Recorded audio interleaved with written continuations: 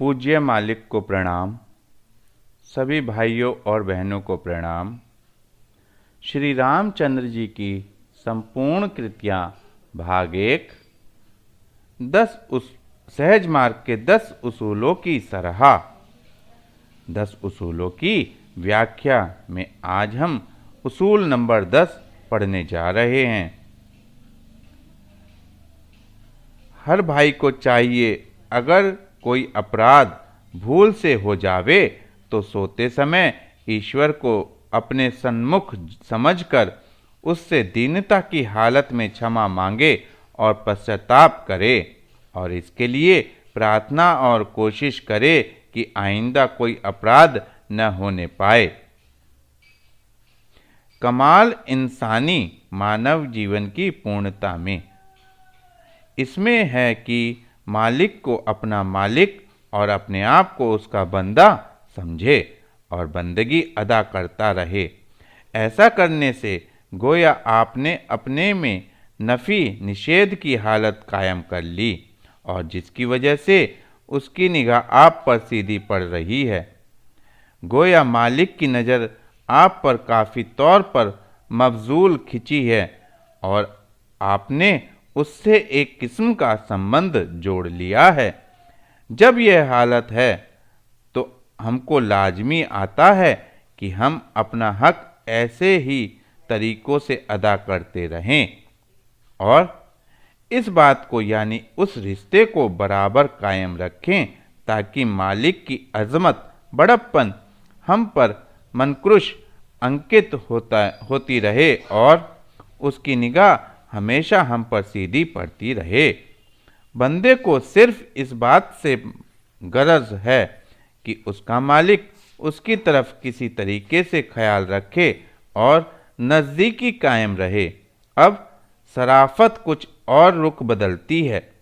जब हमने उसको अपना मालिक समझ लिया है तो हर गलती जो सहवन भूल से हो जावे और उसूल के खिलाफ हो, तो हम उस गलती को उसके सामने खतावार दोषी की हैसियत से जैसा का तैसा रख देवें।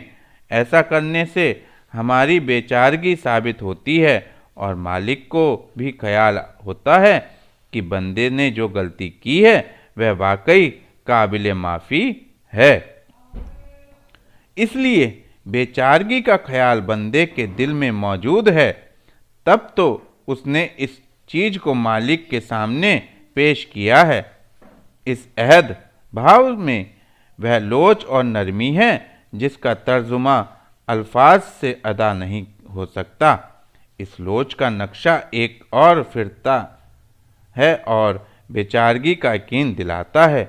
इसके मानी यह होते हैं कि वह चीज़ें जो उसमें हायल रुकावटें थीं, उनको अब उठा दिया है।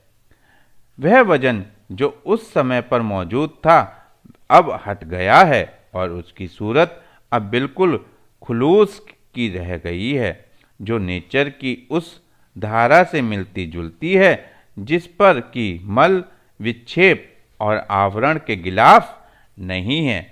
गोया उस चीज़ को हम खालिस सूरत में रिश्ते बंदगी जोड़कर लाए हैं। अब यह चीज़ सादगी का एहसास दिलाती है जो वाकई कुदरत की जान है। बढ़ते बढ़ते यह हालत यहाँ तक हो जाती है कि उसी चीज़ में हम अपने आप को लिपटे हुए महसूस करते हैं। गोया हमातन पूर्णता हमारी वही कैफियत हो जाती है जिसको कि हम हासिल करना है। गलतियाँ जिससे कि बंदा कभी बरी नहीं हो सकता, इस दायरे में आकर ऐसी रह जाती हैं गोया वह चीज़ खुद को अपनी ज़िंदगी से हाथ धो बैठती है। इस रिश्ते के जोड़ने से पहले मुमकिन है कि बड़ी बड़ी गलतियां सरजद निर्मित हों और फिर यह कम होती चलें, यहाँ तक कि उनकी शक्लें मिटने लगें, या यूं कहें कि हमने अपनी कुव्वत इरादी का झटका इसमें काफ़ी तौर पर लगा दिया है और उसकी शक्ल एक तरह की पश्चाताप बन गई है। पश्चाताप और कुछ नहीं है, बल्कि यह खटक है जो उस लहर से पैदा हो जाती है और इसको ऊपर से यकसानियत कायम रखने के लिए एक लहर दौड़ाने लगती है। गोया इस चीज को, जिसको हमने खटक के नाम से मंसूब किया है, दूसरी चीज आकर इसको साफ कर देती है। यह पश्चाताप की सूरत है। जिस हालत को मैंने बेचारगी कहा है, उस हालत को पैदा कर लेना दीनता की हालत कहलाती है, और यह ऐसी चीज है कि जिसके हिस्से में आ गई उसने वाकई सब कुछ पा लिया है। इसमें मासूमियत की हालत मौजूद है। गो वह वादी उन पर नज़र ऊपरी तौर पर में ऐसी मालूम न होवे। जब यह बात है तो वह गलती वाकई गलती नहीं रही, इसलिए इस हालत ने उसको कतई तौर पर धो दिया है।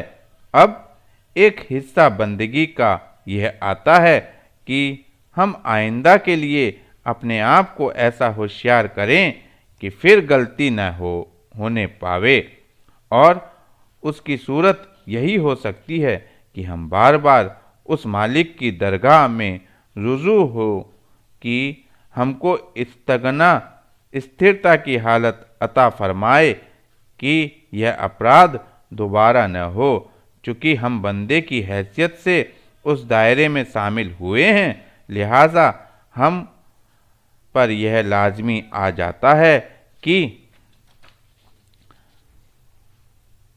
फरियाद अदा करें और इस बात की कोशिश करें और ख़याल रखें कि इस बात से हम दूर रहें जिसकी कि कानूनन कुदरत में मुमानियत है। यह बात उस वक्त अच्छी तरह होगी जबकि जो फासला कि हम बंदे और आका के दरमियान कायम किए हुए हैं, इसको नज़दीक तर करें। इस वजह से बेहतर तरीका यही हो सकता है कि उसकी मौजूदगी अपने ख्याल के पर्दे के सामने ले आवें। सोते वक्त इसका करना यूं अच्छा समझा गया है कि उस वक्त हम अपने सब झंझटों से फरागत पाए होते हैं और सिवाय आराम करने के हमको कोई काम करना बाकी नहीं रह जाता। गोया सिर्फ एक नुक्ता सोने और आराम करने का इंसान के सामने रहता है और हर काम में अपने आप को फारिग पाता है, या यूं कहो कि वह अपने आप को किसी हद तक आज़ाद पाता है। यह आज़ादी भी कुदरत की एक इस्तनगा की हालत कही जाती है। गोया दूसरे मानों में आप कुदरत के किसी हिस्से में हम अहानगी इख्तियार किए हुए हैं, इसलिए उस वक्त हम में इस काम के करने की ज़्यादा ताकत होती है। यही वजह है कि उस वक्त पर दुआ में ज़्यादा असर होता है और हर काम को जो उसके मुताबिक किए जाते हैं ठीक बैठते हैं। इस वक्त से फ़ायदा उठाना चाहिए और जो काम कि इस वक्त के लिए हैं उसको ज़रूर करना चाहिए।